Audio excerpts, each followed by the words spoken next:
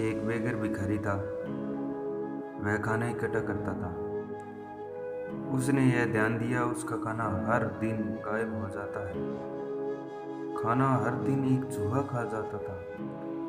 उसने उस चूहे को पकड़ा और उस चूहे से पूछा कि तुम मेरा खाना क्यों चुराते हो, जबकि मैं तो खुद एक बहुत गरीब हूँ। अगर तुझे खाना ही चुराना है तो अमीरों का चुरा लो, उन्हें तो कुछ पता भी नहीं चलेगा। चूहे ने कहा, यही मेरे भाग्य में है कि मैं तुम्हारे खाने को चुरा के खाऊं, और तुम्हारे भाग्य में भी यही है कि तुम खाना इकट्ठा नहीं कर सकते। यह सुनकर उस भिखारी को सदमा लगा। उसने फैसला किया कि वो महात्मा बुद्ध से मिलकर अपनी इस समस्या का समाधान पूछेगा। वह यात्रा पर चल देता है। शाम को जब वह थक जाता है तो उसे एक घर दिखाई देता है। वह उस घर की तरफ चल देता है और घर के मालिक से पूछता है, क्या मुझे एक रात बिताने की जगह मिलेगी? तो घर का मालिक उसे अनुमति दे देता है। रात को खाना खाते समय घर का मालिक पूछता है, इतनी रात को तुम कहाँ की यात्रा कर रहे थे? तो उस भिखारी ने जवाब दिया कि मैं महात्मा बुद्ध से एक सवाल का उत्तर जानने के लिए जा रहा हूँ। तो उस घर के मालकिन ने कहा, क्या तुम हमारी तरफ से भी एक सवाल पूछ सकते हैं? भिखारी ने कहा, हाँ जरूर। तो मालकिन ने कहा कि मेरी 16 वर्ष की एक बेटी है जो कि बोल नहीं सकती। इसके लिए हमें क्या करना होगा? अगली सुबह बेघर भिखारी उनका धन्यवाद करके चला जाता है। कुछ ही दूर जाने पर उसे पहाड़ों का एक झुंड दिखाई देता है। एक पहाड़ पार करते ही उसे एक जादूगर दिखाई देता है। वह भिखारी पहाड़ों को पार करने के लिए जादूगर से मदद मांगता है। जादूगर उसे अपनी छड़ी पर बिठाता है और पहाड़ पार करा देता है। जादूगर उससे पूछता है, तुम कहाँ जा रहे हो? तो वह बताता है कि मैं बुद्धा के पास जा रहा हूँ, मुझे बुद्धा से कोई सवालों के उत्तर जानने हैं। तो जादूगर कहता है, क्या तुम मेरा भी एक सवाल बुद्धा से पूछ सकते हो? बेघर इंसान हाँ कर देता है। तो जादूगर बताता है कि वो 1000 सालों से स्वर्ग जाने की कोशिश कर रहा है, और उसकी शिक्षा के अनुसार उसे अब तक स्वर्ग में चला जाना चाहिए था। उसे क्या करना होगा स्वर्ग में जाने के लिए? क्या वो पूछ सकता है बुद्धा से? बेघर इंसान वचन देता है और आगे चला जाता है। कुछ समय के बाद उसे एक गहरी नदी दिखाई देती है जिसे वह पार नहीं कर सकता था। सौभाग्य से उसे कछुआ दिखाई देता है जो उसे नदी पार करा देता है। कछुआ उससे पूछता है, कहाँ जा रहे हो? तो वो बताता है कि महात्मा बुद्ध से मिलने के लिए जा रहा हूँ, मुझे उनसे एक सवाल का उत्तर जानना है।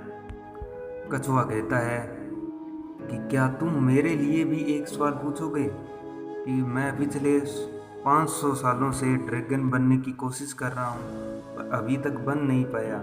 क्या तुम बुद्धा से पूछ सकते हो कि मुझे ड्रैगन बनने के लिए क्या करना होगा? वह इंसान धन्यवाद करता है और वचन देता है कि मैं यह सवाल बुद्धा से ज़रूर पूछूंगा, और आगे चल देता है। आखिरकार वह इंसान बुद्धा के पास पहुंच जाता है। वह आनंद और खुशी से झूम उठता है कि आज मुझे मेरे सवालों का उत्तर अवश्य मिल जाएगा। वह बुद्धा से प्रणाम करता है और कहता है, मैं एक बेघर भिखारी हूँ, मैं बहुत दूर से आपसे मिलने आया हूँ, मुझे आपसे एक सवाल का उत्तर जानना है। क्या मैं आपसे सवाल पूछ सकता हूँ? बुद्धा ने कहा, हाँ पूछ सकते हो, लेकिन मैं सिर्फ 3 सवालों के ही जवाब दूंगा।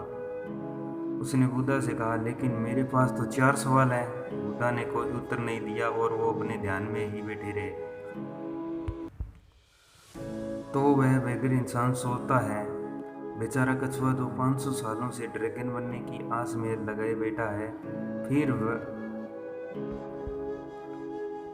वह उस जादूगर के बारे में सोचता है जो कि हजारों सालों से स्वर्ग जाने की आस में जी रहा है। 1000 साल बहुत लंबा समय हो जाता है। आखिर में वह उस लड़की के बारे में सोचता है जो कि बिना कुछ बोले आगे की जिंदगी कैसे व्यतीत करेगी। यह तो पाप है। फिर वह अपनी तरफ देखता है, सोचता है मैं तो एक बेघर भिखारी हूँ, मुझे तो इसकी आदत है, मेरा तो कुछ बदलेगा नहीं, लेकिन उन लोगों का बहुत कुछ बदल सकता है। उसने जब दूसरों की समस्याओं को देखना शुरू किया तो उसे अपनी तकलीफ कम लगने लगी। जब उसने तीनों सवालों को पूछने का निर्णय लिया, उस इंसान ने कछुए के बारे में सबसे पहले पूछा। बुद्धा ने कहा, वह कछुआ अपना ढांचा छोड़ने को तैयार नहीं है। जब तक वह उस ढांचे से बाहर नहीं आएगा, वह कभी ड्रैगन नहीं बन सकता। दूसरा जादूगर के बारे में पूछा तो जादूगर के बारे में महात्मा बुद्ध ने बताया, वह जादूगर हमेशा उस छड़ी को अपने साथ रखता है, कभी उसे अलग नहीं करता। वह एक आश्रय की तरह है, जब तक उस छड़ी को त्याग नहीं करेगा वह स्वर्ग कभी नहीं जा सकता।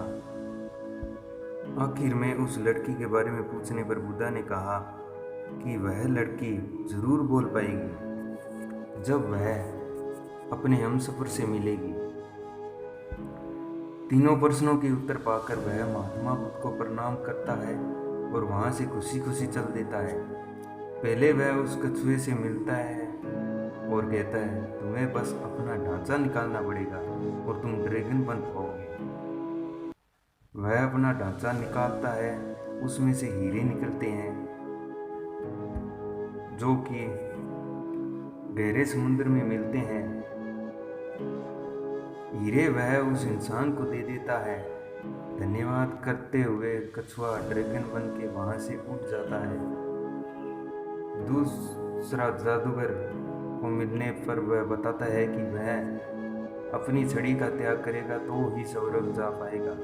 यह सुनकर वह जादूगर अपनी छड़ी उस इंसान को दे देता है और स्वर्ग की ओर चला जाता है। अब उस बेघर इंसान के पास कछुए के दिए हुए हीरे जादूगर की छड़ी थी। उस छड़ी पर बैठकर उस परिवार के पास जाता है जिसके पास वह रात को रुका था। वे उस व्यक्ति को देखकर बहुत खुश हुए, जवाब की उम्मीद करने लगे। बेघर इंसान उन्हें बताता है कि आपकी बेटी बोल पाएगी जब वह अपने हमसफर से मिलेगी। इतने में उनकी बेटी नीचे आई और बोली, क्या यह वही आदमी है जो पिछले हफ्ते भी आया था? वो लड़की और उसके माता पिता हैरान थे। वो उस बेघर इंसान की तरफ देखते हैं, वो ही उस लड़की का हमसफर था। माता पिता उन दोनों की शादी तय कर दी और खुशी खुशी अपना जीवन व्यतीत करने लगे। तो याद रखना दोस्तों, इस संसार में जो कुछ भी अच्छा करते हैं वह लौटकर हमारे पास ही आता है।